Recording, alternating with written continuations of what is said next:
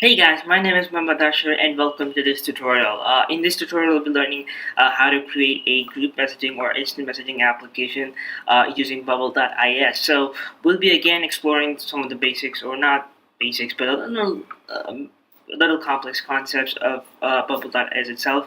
And if you don't know what Bubble.is is, it is basically it is a tool to let you create applications using visual programming, which means that you don't have to learn any coding languages. So, anyways, I've already made a video before about how to create a social network. So I highly recommend you guys go and watch this because I may reference that tutorial time and time again in this video.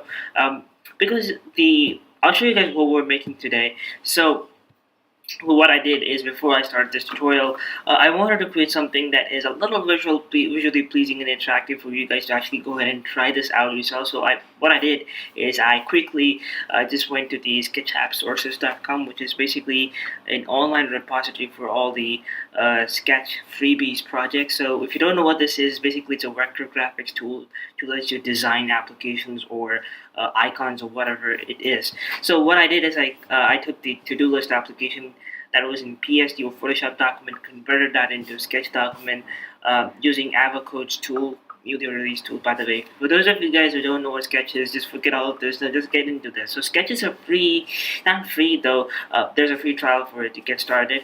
So what you have to do is you can quickly put together a design here. You don't have to make it look like this, or maybe this is good or bad according to your design taste. So whatever it is, what I have here is basically it's a very simple group discussion application. So what it does is pretty much just takes in a room name, whatever it is. You want to talk about cats, dogs, whatever it is, and then click on launch, and it's an anonymous chat room. So all it does is it pretty much just specifies what kind of content you're sharing. That is T for text, I for image, and F for files. So as you can see down here, I'll zoom inside here. You see this is for pictures, attachments. Type in your message. If you click on send, and that goes in.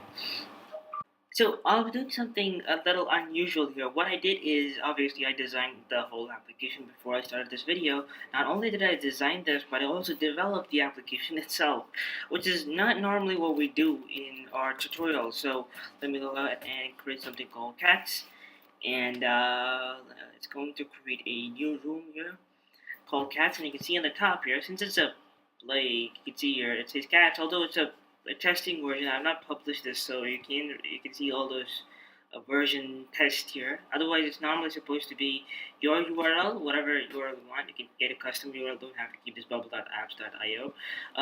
Then followed by the cats is the name of the discussion, followed by a unique ID. It's just to show you guys. Okay, so I'm gonna type in something like hello, and you can see the text coming up there. You can add images or whatever it is, and I can exit out of the discussion.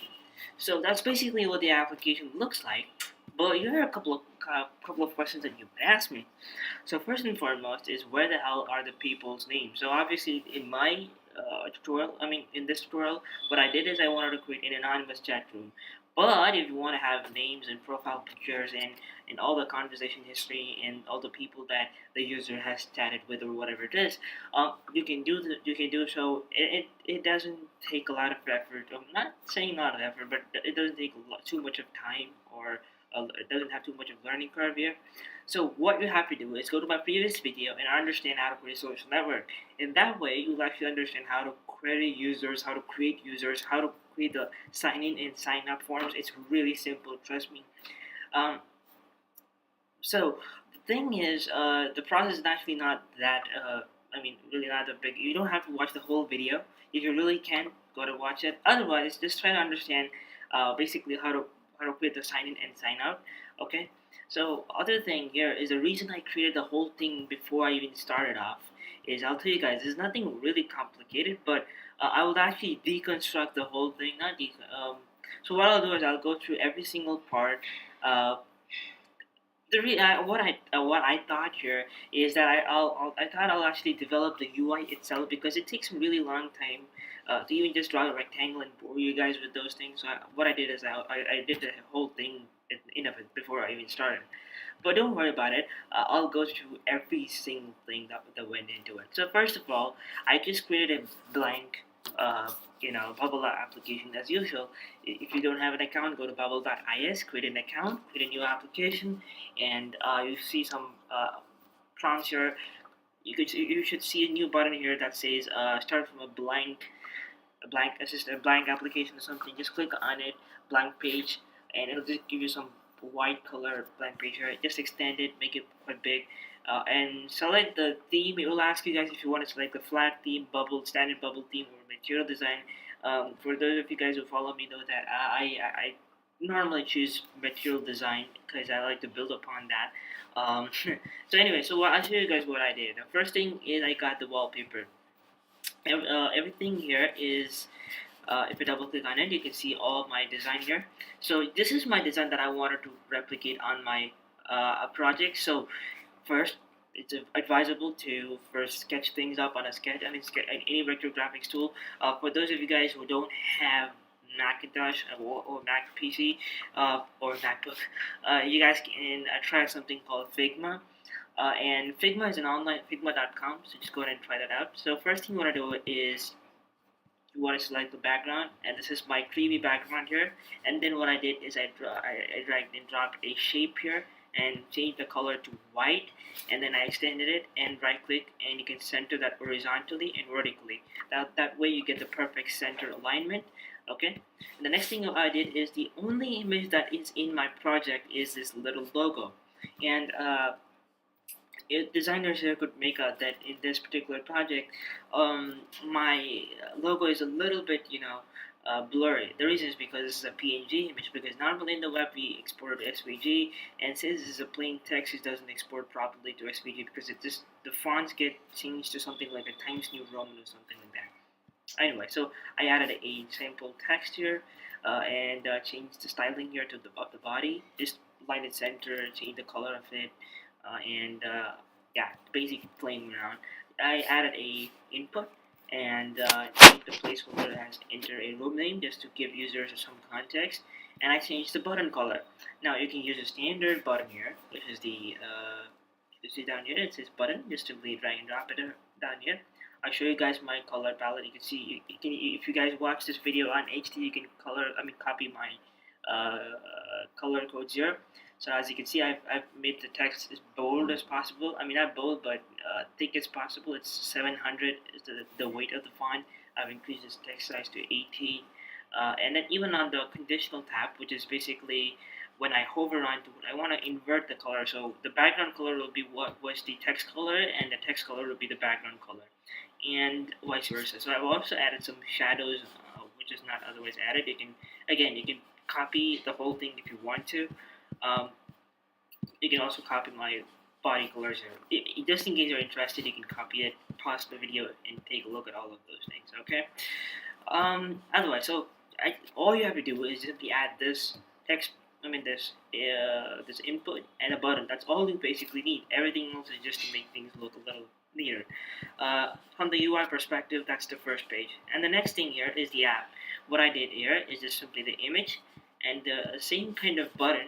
By the way, before you do something here, you can see that this button here is a standard button. What I did is I clicked on edit style and then I modified it because I'm going to use this style button here almost in every part of my application. So this is going to be used in every. You can see here all the places this kind of button is used, except that only the text changes. So I've used this common style, and so yeah, what I did is I added a button here and just you know name the text as X. It looks like it's some icon, but it's actually just an X there. And then I added a repeating group here, extended it up, and then I double clicked on it. And just forget this for now. Don't do anything about this. I changed the layout style to extended vertical scrolling.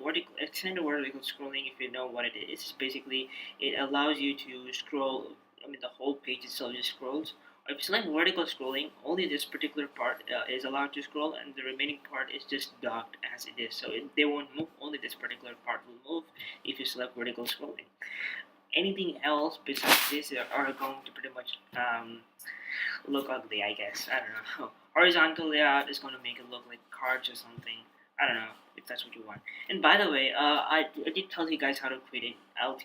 I'll actually teach you guys how to create those instant messaging applications. Now, if you know what instant messaging applications look like, they pretty much have those chat bubbles.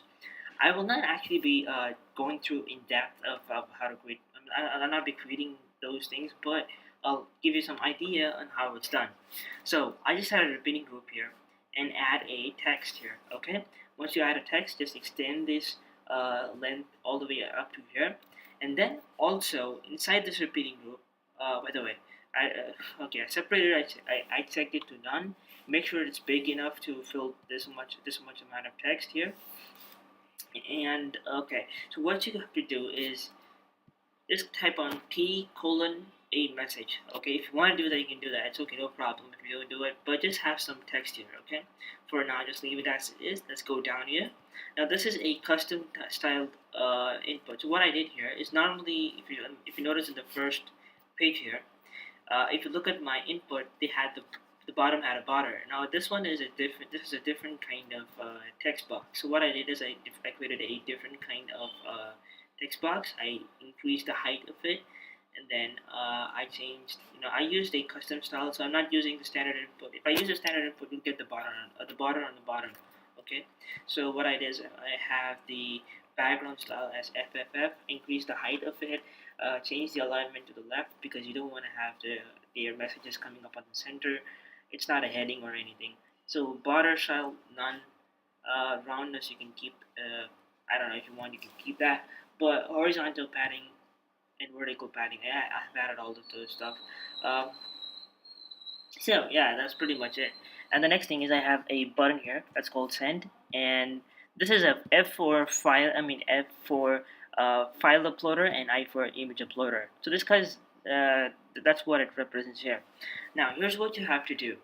Once you select that, I want to go into the data. Okay, so the first thing you'll see is only user. So you gotta create a new type called room, and inside the room, you're gonna create a new field called messages. Okay, and so make sure before we begin, sorry, before we begin, make sure that the whole UI is complete. You do have a repeating group with a text here. Oh yeah, by the way, you'll need to have a image here. Okay, you'll need to have an image here because that's going to be the placeholder where the user's images are going to go. Now you might want to select the element is visible on page load as off. That's going to be highly recommended. I'll just delete this for now. Okay, so the reason you want to do that is because only when there's some image on the message you want to display that. So we'll actually plug in that logic later.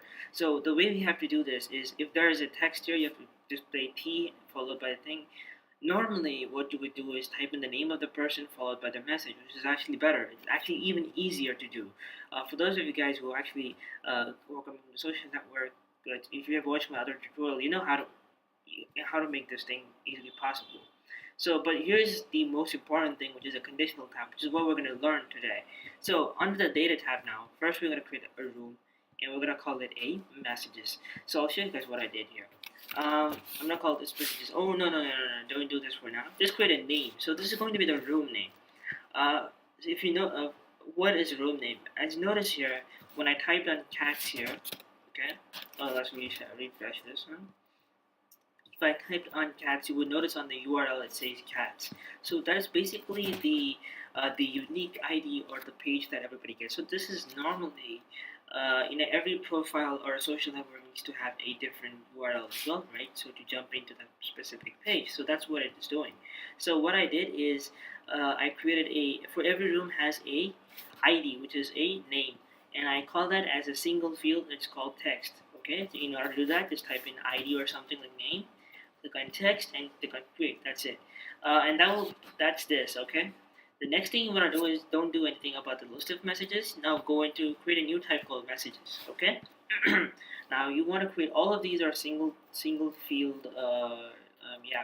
Single data type. So what you have to do is the first thing you have to do is go ahead and click on create a new field, and type in call room, and then you want to select the field type as room. What we're doing is we're attaching all these messages into one specific room type, or what do you call it, a room name. All these messages will go into a specific room, right? And then a text message is all the text message in a post. So basically, a message is every entity in our chat or whatever it is.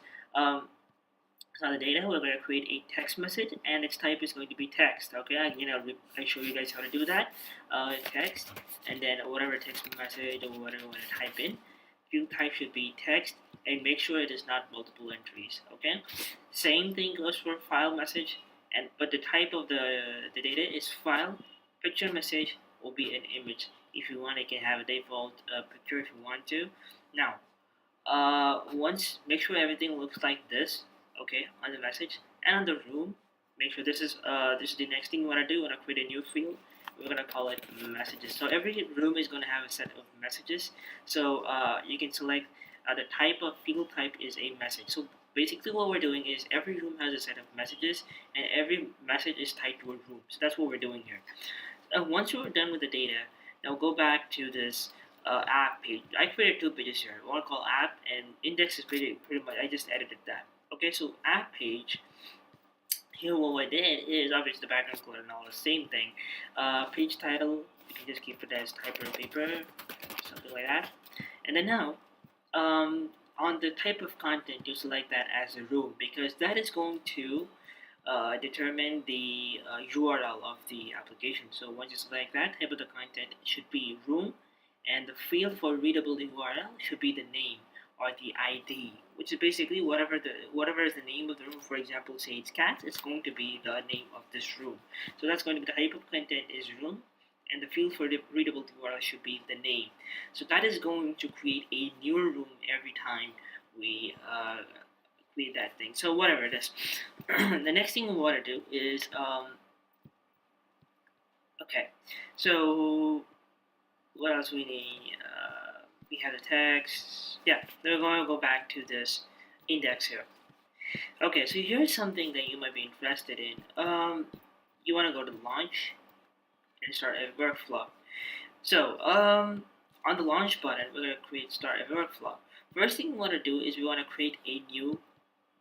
I'll show you guys. You don't have to do this after this, but I'm showing you guys the first workflow should be this. Create data workflow and select create a new thing.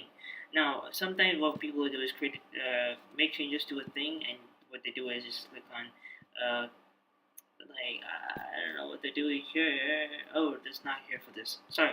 Well, sorry. You have to go and create a new thing and select the type as a room.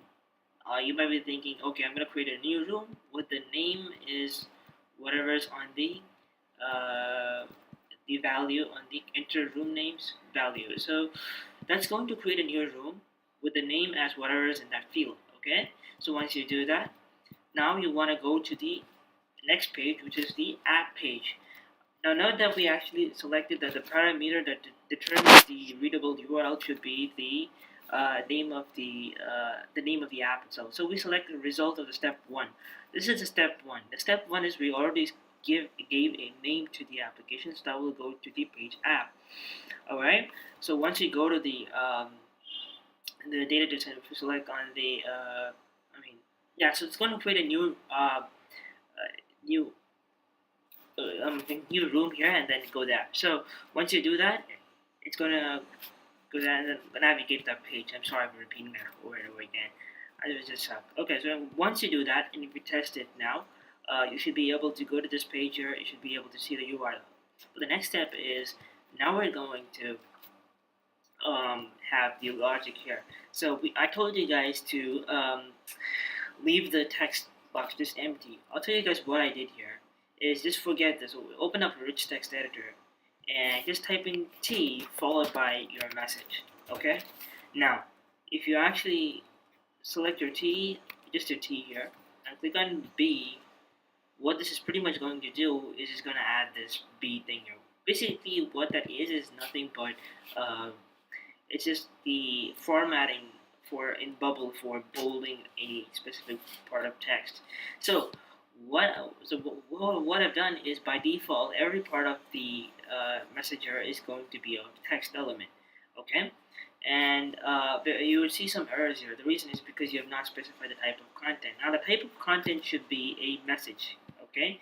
And the data source would be do a search for. You can see something called do a search for, and you want to select the type as message and select the room here, okay, to be the equal to the current page room. The reason you may want to do that is I'll delete that for now. The reason what we're doing here is basically we're going to search all of the messages that are tied to the current page's room. Now the current page is this. Now what is the current page? Whatever is the room name that we already got from the previous step, the previous page, which is the index page. So once we do that, we get the name of it, and that will be tied to the existing room. So we can also, sort these messages based on ascending or descending, I guess. Yeah. So we're gonna have all the text messages, ascending, descending, whatever you want. You can do that. I just leave this as it is, just because it's not important. The next thing is, if you do that, now you'll be able to do some magic here. So now you'll be able to add text here, bold followed by message. Now that's what you did, right? Let's go back here. T message. This is what we did here, right? And then we made it to bold. Okay. I want to save this. Now I'm gonna show you guys how to do this. Back again. Let's delete the previous one. Let's delete this message. Okay. And I'm gonna open up Rich Text Editor again, and I'm going to take this to bold and save it. So instead of message, I'm going to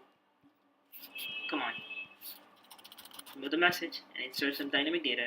Current cells message, whatever is in the current cells message. Text message, because this is a text field, so only text can be displayed, no images can be displayed. Now notice that we also have a image field, and I actually asked you guys to make it invisible, right? So we can actually go back to that image by going here and going down to let me go here. Yeah, I guess this one here. You will notice that you have to go to select the dynamic images, current cells message, picture message. Okay. Now, whereas the images, we have actually not declared the logic down here, so we have to declare that logic later. So the now is the most important part of this tutorial, and this is the most important thing that you have to remember. You can see something here. Let me actually go through everything here. Okay. Now I'm gonna zoom inside here and show you guys what is happening here. So the first thing I'm going to do is under the condition tab, select define another condition. Okay, and create a new condition. First thing you want to do, is you want to select when the current cells message file message is empty, and what else? And current cells message picture message, no, not picture message, but let's say file message, right? So we're gonna select picture message is empty. Then no, sorry, text message, yeah. So let me explain to you what is happening here. Okay, I'll go back here. So what I'm saying is when the text message field is empty, when user has not typed any message, and when the user has not uploaded any of the pictures, that is I. So what is the file that is what is the file that he sent here? He's only the obvious he that is empty, right? So which means that he has not sent any image. So that is going to be validated as soon as he's going to click on the send. So if the field of the text field is empty, and if the message cell is empty, then we want to declare the type as a file. So what I did is I just copy pasted the same thing here, but instead of that, I changed the T to F, stating that it's a file, and I selected the current cell's file messages URL. That's actually wrong because it's going to display the URL of the. Normally, what you can do is just like we did for the image, you can actually have a button and Oh, let me actually show you guys what what I'm trying to say, you guys. Come on. Let me go select a pointer down. Where's the pointer? No, I'm just gonna delete this.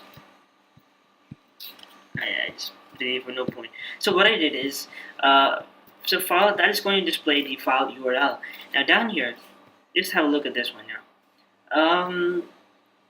When the text message is empty, which means that the user has not input any text, and he has also not inputted any file, which means that the only thing that he has imported is an image. That's why the name of the text is I, and I've made it bold. Now note that I have not given anything following this, because I mean obviously I cannot display the URL of the image. So what I did here is I just left it blank. And now I'm going back to the image that is inside this repeating group. Where's that image? It's over here. Now select on the condition tab here.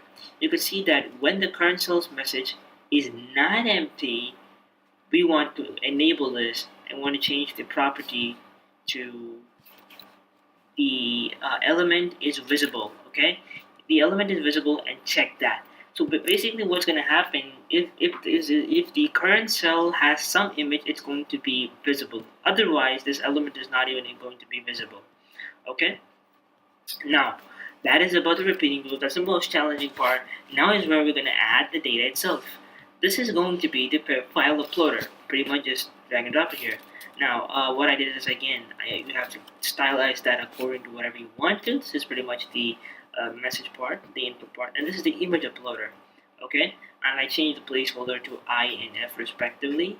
I'm going to go ahead and click on send and start edit workflow.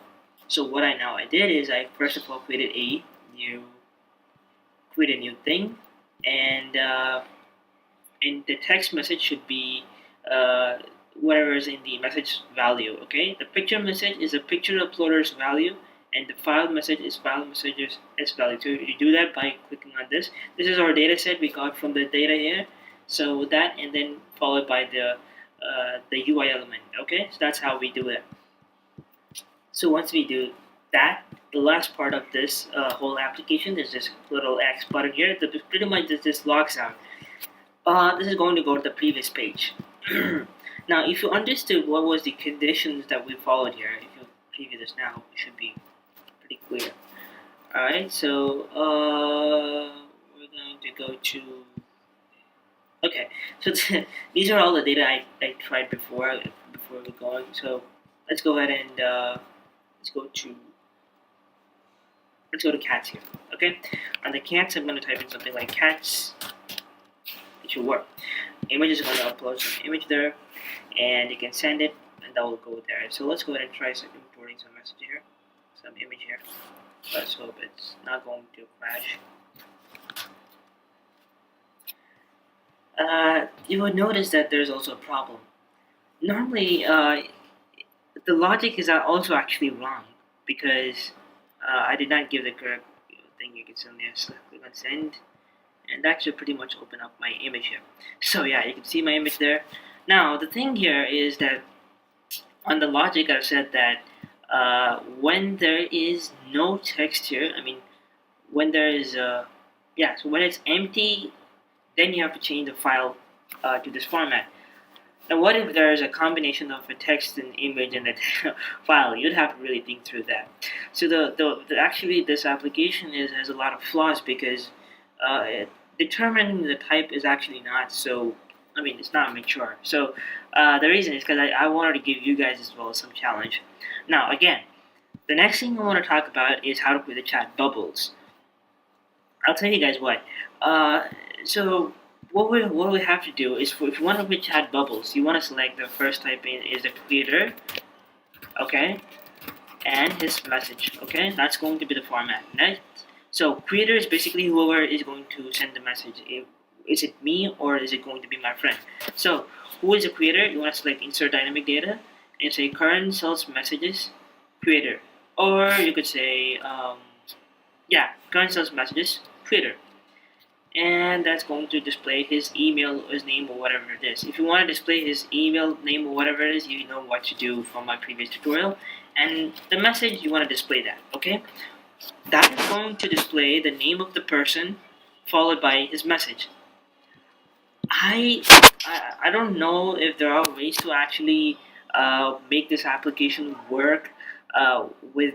I don't know if chat bubbles are possible without those sign up and sign in, because you will have to know who the creator is to determine um, so which side of the thing to go on. So normally, if the opposite person is sending you a message, you can actually drag a rectangle here, and you know what to do here, right? So you have to select the condition. Just change the color here to something like a blue for the opposite person. Let's say, I don't know, it's a really bad color, but yeah. So you know what to do here. I'm just giving you some example now. Let's go ahead and make this back work. All right, no, you know what? I'm going to delete this thing here because I'll really mess up if I continue further. Now, let me actually explain you what is going to be the logic of this whole application. All right, so what you're going to do is you're going to put in two rectangles on either sides, okay? I really don't have a lot of time to expand this video. Like elongate this video any longer because it'll be really complicated. So, and it'll mess up. So it's just going to take a long time. Now, like I said, if you understood the basics of Bubble and how to play with the conditions, it's very easy. So here's how the algorithm goes, or the procedure works. On the left side, you're gonna have a rectangle and the message. The message is going to be the same thing. Okay, the creator of the person with a colon and space by whatever is his message.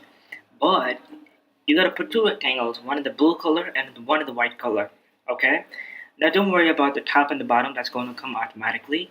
But the messages that I send will be on the right side, and the messages that come from the other side, which is my friend, will be coming from the left side. So in order to accomplish that, we do that by so when the current cell's message is created by the current user. If you want to know how to do that, like it's like this. So let's say if I do that like this, I'll show you guys how to do that.